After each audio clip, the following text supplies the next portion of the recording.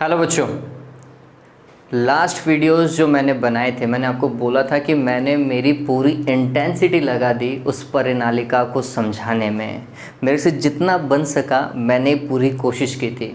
और बच्चों, अगर मैं कोशिश कर रहा हूँ तो मैं आपसे भी यही उम्मीद रखता हूँ कि रिवर्ट में आप भी उस चीज़ को समझने की कोशिश कर रहे होंगे। और अगर ऐसा करेंगे तो डेफिनेटली वो चीज़ समझ में आएगी। सिंपल सा लॉजिक है ना। वाइस वर्सा हर जगह चलता है और वो चलता रहेगा। ओके, तो आज जो अपन पॉइंट पढ़ने वाले हैं, मैंने आपको पहले ही बताया था लास्ट वीडियो के अंदर कि मैग्नेटिक फील्ड जितना पढ़ना था, मतलब चुंबकीय क्षेत्र जितना पढ़ना था, वो अपन पढ़ चुके हैं। अब चुंबकीय क्षेत्र के कारण किसी भी चार्ज के ऊपर, किसी आवेश के ऊपर कितना फोर्स लग सकता है, कितना बल लग सकता है, वो अपन डिस्कस करने वाले हैं। ठीक है बच्चों? ओके, तो चलो डिस्कस करें आज। चलिए टॉपिक डाल लीजिए, किसी आवेशित एवं गतिमान आवेश पर चुंबकीय क्षेत्र के कारण लगने वाला बल, या फिर आप इसको सिंपली लिख सकते हैं, गतिमान आवेश पर चुंबकीय क्षेत्र के कारण लगने वाला बल। ठीक है, अब ये कैसे होगा, इसके लिए हमें नियम पढ़ना है कि फोर्स की डायरेक्शन क्या होगी। इसके लिए हमें नियम को समझना है। और दो तरीके के नियम जो हैं वो फेमस हैं।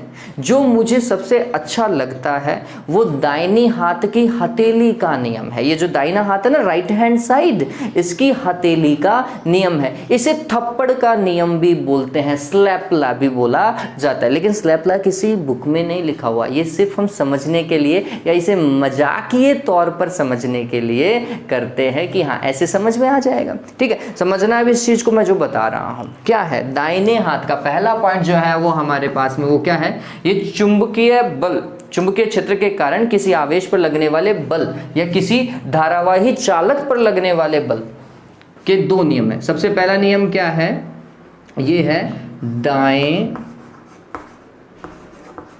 हाथ की हथेली का नियम।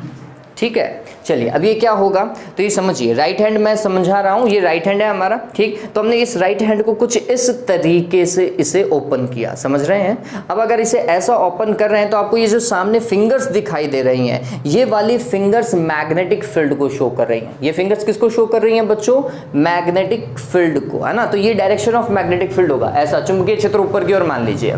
ठीक, और ये जो चीज है, थंब जो है, हमारा अंगूठा जो है, वो डिनोट कर रहा है करंट को। करंट को आप मान सकते हैं पॉजिटिव चार्ज की डायरेक्शन। पॉजिटिव चार्ज जहां जा रहा है वही करंट की डायरेक्शन होती है ना।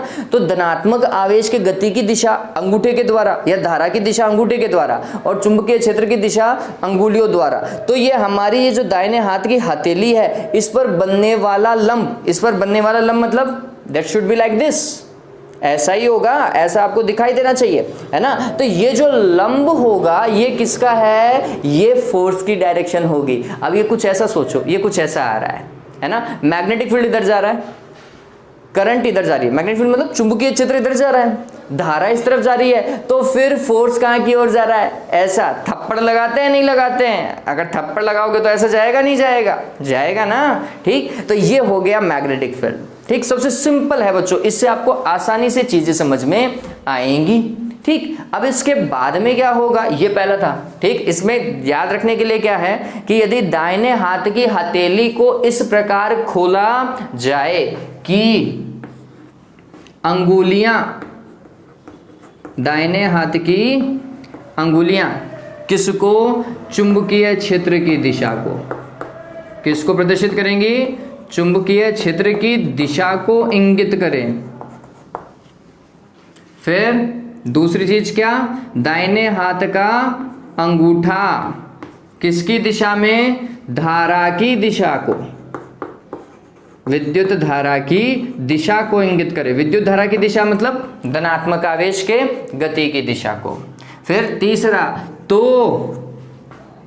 दाहिने हाथ की हथेली पर लंब, दाहिने हाथ की हथेली पर लंब किसकी दिशा को, चुंबकीय क्षेत्र के कारण लगने लगने वाले बल की दिशा को प्रदर्शित करेगा। पता चल गया ये किसका था? दाहिने हाथ की हथेली का नियम। ये मेरे को बहुत अच्छा लगता है। फिर इसके बाद में दूसरा जो नियम है, ये अगर हमारे पास में पहला है तो जो दूसरा नियम है वो है फ्लेमिंग। ये फेमस है भाई, फ्लेमिंग का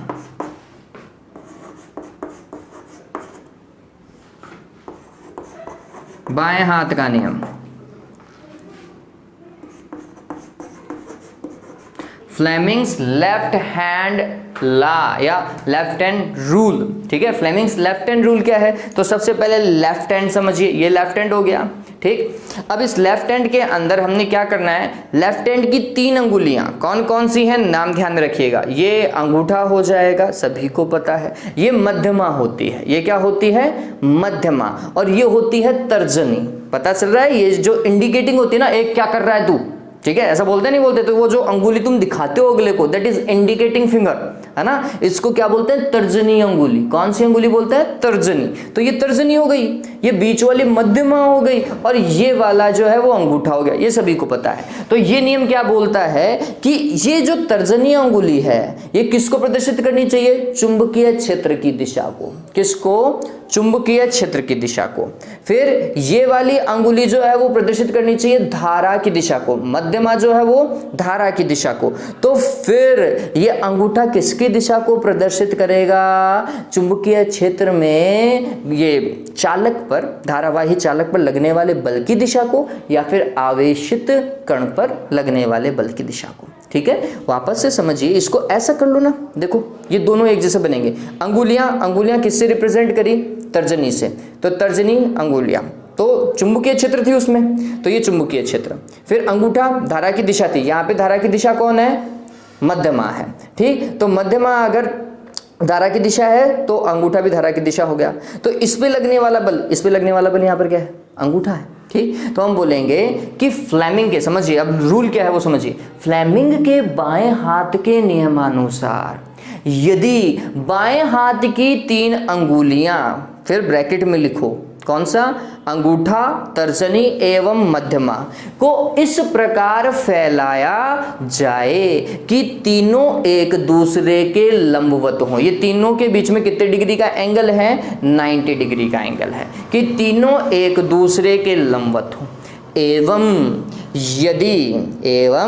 यदि बाएं हाथ की अंगुली चुंबकीय क्षेत्र, तर्जनी अंगुली चुंबकीय क्षेत्र की दिशा को, मध्यमा चालक पर धारा की दिशा को, या चालक में प्रवाहित धारा की दिशा को, या फिर धनात्मक आवेश के गति की दिशा को प्रदर्शित करे, तो फिर अंगूठा उस गतिमान आवेश पर लगने वाले चुंबकीय बल की दिशा को प्रदर्शित करेगा।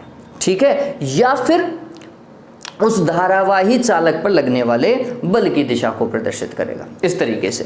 तो आपको क्या क्या याद रखना है? तीनों अंगुलियों को हमें क्या करना है? लंबवत फैलाना है। लंबवत फैलाना है तो हमें किस किस की जरूरत पड़ी? तो सबसे पहला हम बोल रहे हैं कि तर्जनी, कौन सी अंगुली है? तर्जनी, इंडिकेटिंग फिंगर। तर्जनी अंगुली किसको प्रदर्शित करनी चाहिए बच्चों? चुंबकीय क्षेत्र की दिशा को,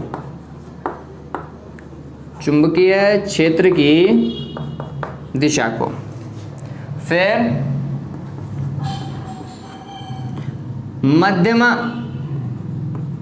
मध्यमा अंगुली किसको प्रदर्शित करनी चाहिए? धारा की दिशा को, धारा की दिशा या फिर धनात्मक आवेश के गति की दिशा। ठीक, फिर इसमें अंगूठा किसको प्रदर्शित करेगा? चुंबकीय बल की दिशा को।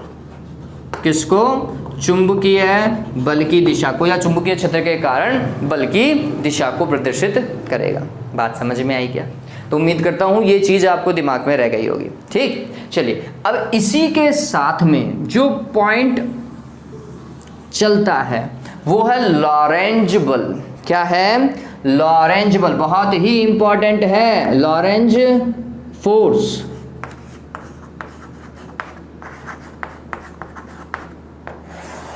देखिए लॉरेंज फोर्स क्या था? इन भैया ने बहुत खतरनाक हैं, ये बात ध्यान में रखो। लॉरेंज जो हैं वो एक बहुत बड़े मैथमेटिशियन थे, ठीक। तो लॉरेंज ने क्या किया है वो समझिए।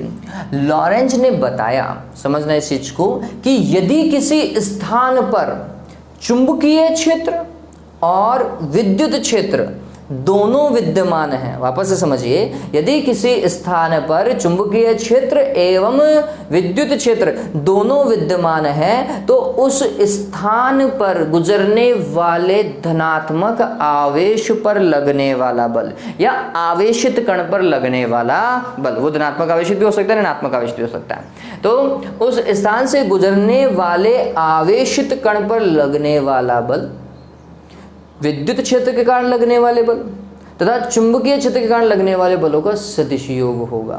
वापस से समझो ये क्या बोल रहा है। ये बोल रहा है कि इसके अनुसार यदि किसी स्थान पर चुंबकीय क्षेत्र एवं विद्युत क्षेत्र दोनों उपस्थित हैं तो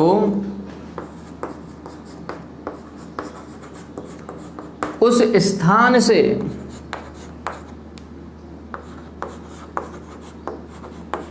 गुजरने वाले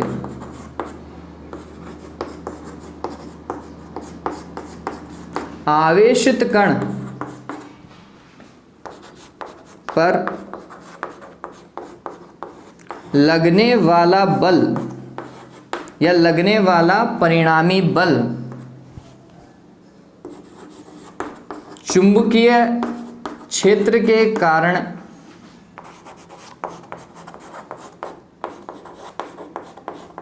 लगने वाले बल तथा विद्युत क्षेत्र के कारण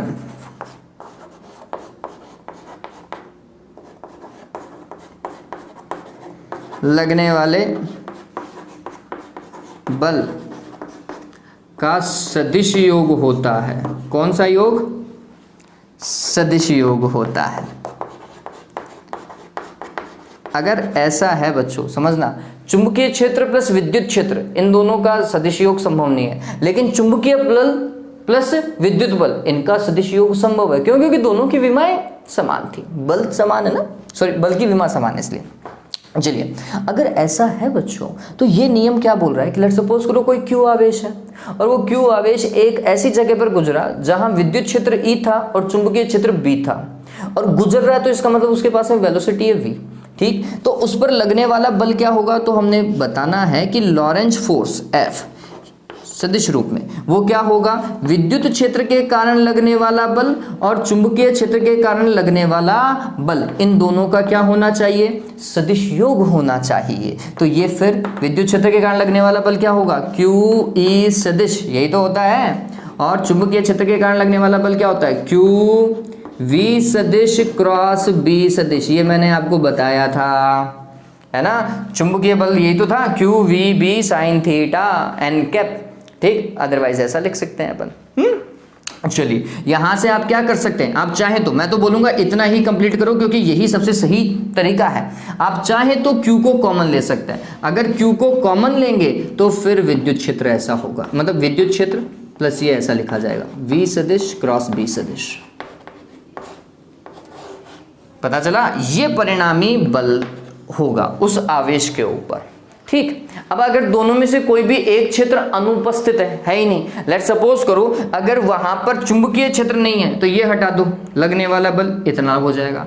यदि वहां पर विद्युत क्षेत्र नहीं है तो फिर लगने वाला बल सिर्फ इतना हो जाएगा, ठीक है। आज जो अपन डिस्कस करने वाले हैं वहां पर अपन ये मान रहे हैं कि आवेश उस स्थान से गुजर रहा है जहां पर विद्युत क्षेत्र नहीं है, मात्र और मात्र क्या है? चुंबकीय क्षेत्र है। तो चुंबकीय क्षेत्र के कारण कितना बल उस पर लगने वाला है वो अपन डिस्कस करेंगे मैग्नीट्यूड में और डायरेक्शन में, ठीक। ये बात समझ में आ गई? ये लॉरेंज फोर्स ध्यान में रखिएगा। और ये बात और ध्यान में रखो, कई बार ये भी पूछा जाता है चुंबकीय क्षेत्र का लॉरेंज बल का सूत्र लिखें। लॉरेंज बल है तो आपको ये पूरा लिखना है। लाइट चली गई इसलिए बीप की आवाज सुनाई दी होगी आपको, ठीक है। अगर चुंबकीय क्षेत्र का लॉरेंज बल पूछे तो जो मैं बता रहा हूं वो लिखोगे, लेकिन अगर सिर्फ और सिर्फ लॉरेंज बल पूछे तो फिर आपको ये लिखना पड़ेगा। ये लॉरेंज बल तो यही है बच्चों, विद्युत क्षेत्र के कारण लगने वाला बल प्लस चुंबकीय क्षेत्र के कारण लगने वाला बल, ठीक। और अगर चुंबकीय क्षेत्र का लॉरेंज बल पूछे तो फिर एफ बी लिखोगे,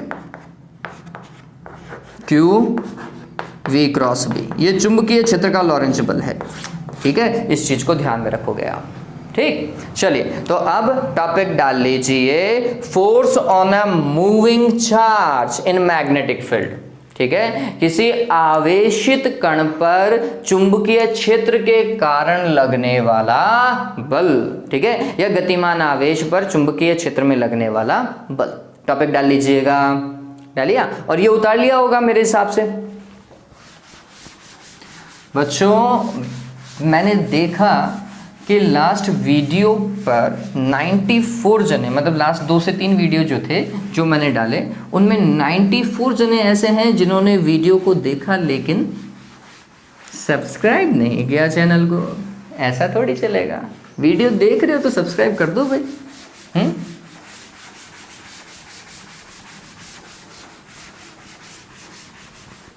आप अपने फ्रेंड्स को बोलिए, और आपका पढ़ना तो इम्पोर्टेंट है ही, जो देख रहे हैं उनका पढ़ना तो इम्पोर्टेंट है ही, उन्हें तो चीज़ें आनी ही चाहिए। चलिए तो सबसे पहला पॉइंट टॉपिक पता चल गया होगा, गतिमान आवेश पर चुंबकीय क्षेत्र में लगने वाला बल। और इसका सबसे पहला बिंदु ए लिख दूं या 1 लिख दूं, जैसा भी, क्या, जब आवेश, ध्यान में रखिएगा आज अपन सिर्फ यही डिस्कस करने वाले हैं, जब आवेश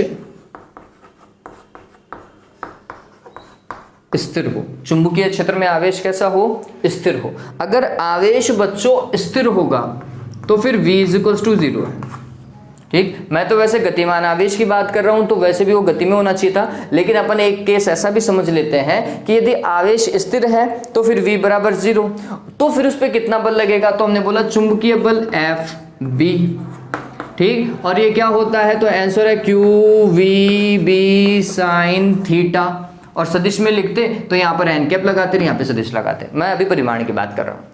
चूंकि v 0 है, इसका मतलब उस आवेश पर चुंबकीय बल कितना होगा, 0 होगा।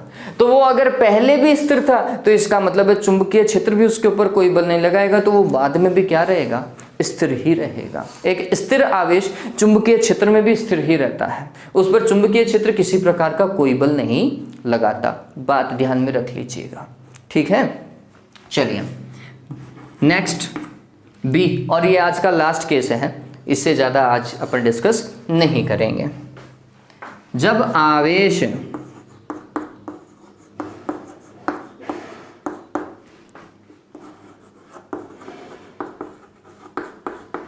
चुंबकीय क्षेत्र के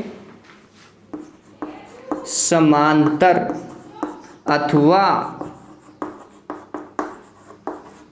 प्रति समांतर गति करे,